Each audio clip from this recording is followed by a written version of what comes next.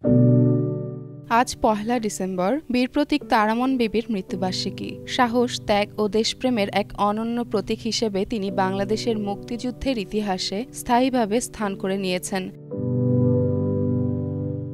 ১৯৭৩ সালে সরকারিভাবে বীর প্রতীক খেতাব দেওয়া হলেও দীর্ঘদিন তিনি এ সম্মানের কথা জানতেন না। পরে ১৯৯৫ সালে গবেষক বিমল কান্তি দে ও অধ্যাপক আব্দুস সবুর ফারুকীর নিরলস প্রচেষ্টায় তাকে খুঁজে বের করা হয়। একই সময়ে আলোচনায় আসে তার যুদ্ধকালীন অসাধারণ ভূমিকা, যেখানে তিনি মুক্তিযোদ্ধাদের খাদ্য, অস্ত্র লুকিয়ে রাখা, তথ্য আদান প্রদান সহ নানা ঝুঁকিপূর্ণ দায়িত্ব পালন করেন।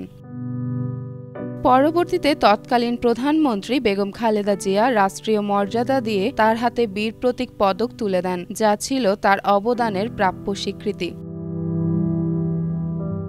তারামন বিবির সংগ্রামী জীবন নতুন প্রজন্মকে দেশপ্রেমের শিক্ষা দেয় এবং স্মরণ করিয়ে দেয় যে স্বাধীনতার পেছনে রয়েছে অসংখ্য অকৃত্রিম সাহসী মানুষের আত্মত্যাগ। চেমন ফারিয়া, জনকণ্ঠ।